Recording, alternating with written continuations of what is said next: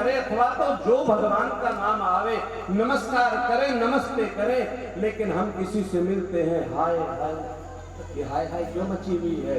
सुबह उठते हैं कोई दिख गया हाय, दोपहर में हाय, शाम को हाय, तो मची हुई है हाय हाय हाय हाय।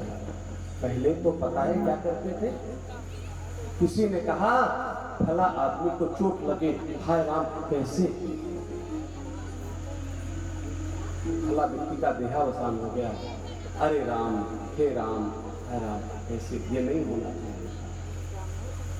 कोई आदमी ज्यादा बोलने लगा, घर में जरा सी कुछ तू मैंने हो गई, क्या हाय हाय मचा रखी है?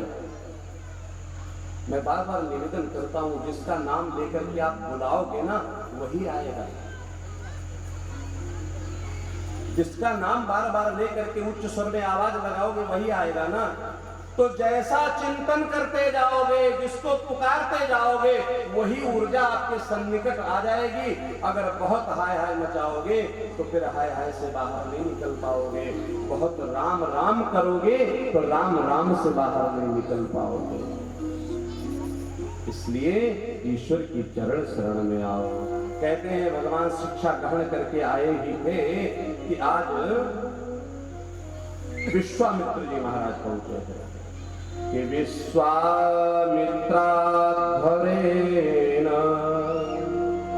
मारीचाभ्या निशाचरा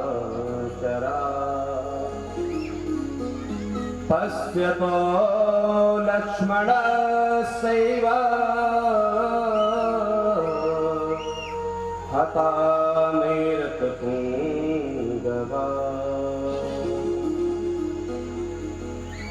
विश्वामित्र जब भी यज्ञ करते हैं तो मारीची, सुबाहु इत्यादि आकर के उस यज्ञ कुंड में मलमूत्र विष्ठा को छोड़ देते हैं। ब्राह्मण यज्ञकर्ता के यज्ञोपवीत को तोड़ देते हैं, उनका वध कर देते हैं, उनकी हड्डियों के पहाड़ों को एकत्र कर दिया है। आज विश्वामित्र महाराज ने विचार किया इनसे हमारा संरक्षण कौन कर सकता है? तो पता चला विप्रधेन सुरसंत हितलीन मन, वो आ गया कौन? जिसने कहा धर्म संस्थापनार्थाय संभवामि युगे युगे, मैं आऊंगा। तो आज उसको लेने के लिए श्रीमान विश्वामित्र जी महाराज पधारे। विश्वामित्र महाराज ने आज दशरथ जी से जैसे ही कहा है, प्रभु असुर समाज सतावरी मोहि, असुर समाज सतावरी मोहि, असुर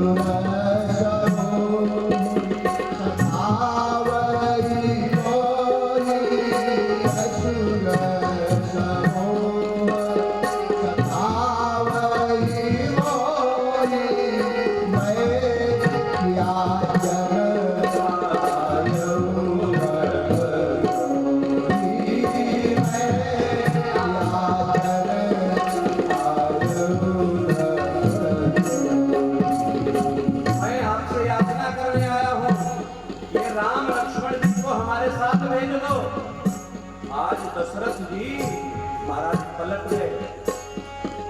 क्या कह रहे?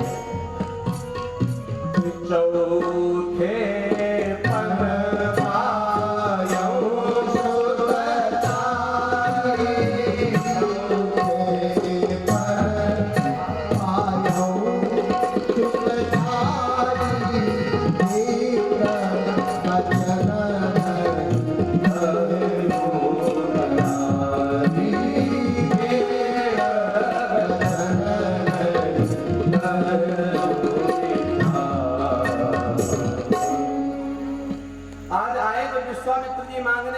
का लक्षण है।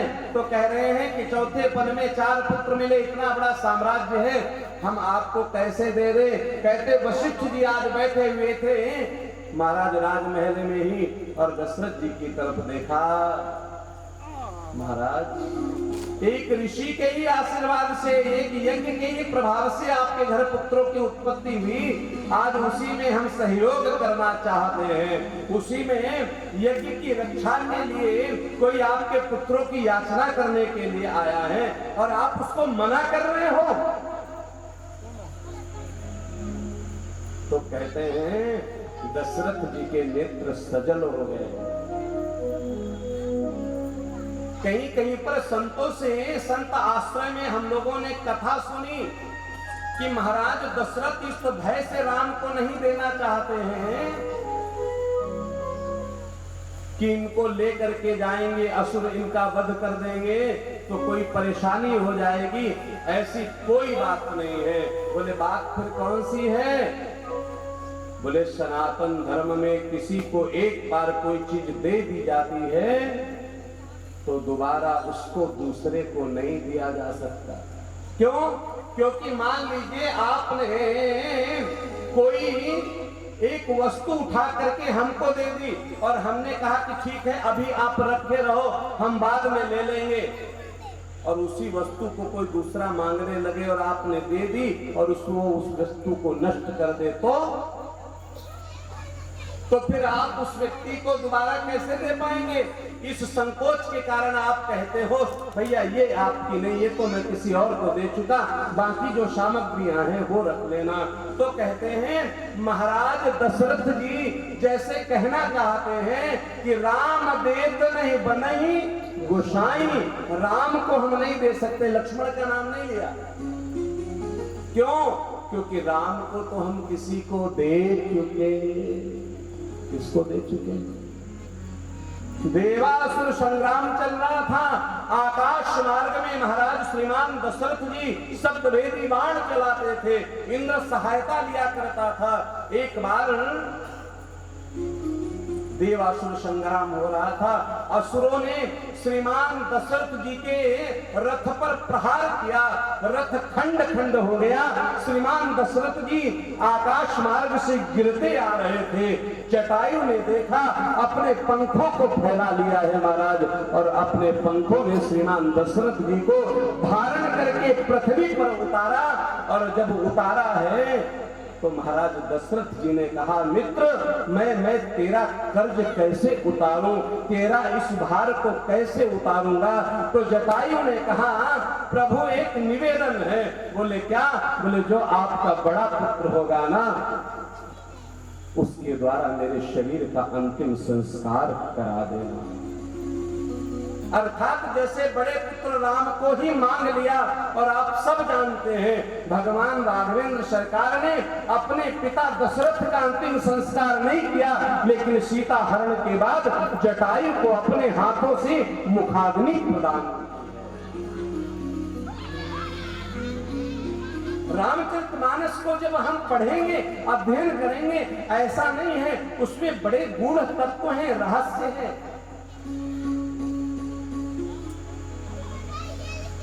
रामचरितमानस हमारे जीवन में उतर जाए तो और किसी चीज की आवश्यकता बचती नहीं है। अब भगवान राघवेंद्र सरकार लक्ष्मण जी को लेकर के चल पड़े। आगे पहुंचे हैं तो ताड़का मिली है। भगवान ने ताड़का का उद्धार किया है। ताड़का क्या है? ये अविद्या है। जैसे हम कोई यात्रा प्रारंभ करते हैं वैसे ही भय के रूप में कुछ भी करने चलो तो कुछ लोग बताने लग जाते हैं ये मत करना, ऐसे मत करना, बाधक बन जाते हैं। यात्रा में साधक बनना, बाधक नहीं बनना। भगवान राघवेंद्र सरकार आगे बढ़े।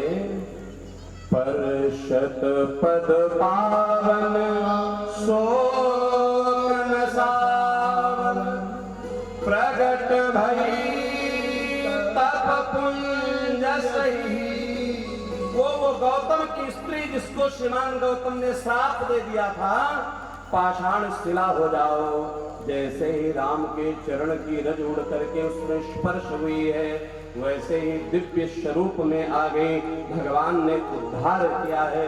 आगे गए हैं और वहां जाकर के यज्ञशाला के चारों तरफ खड़े हुए जब खरदूषण इत्यादि ने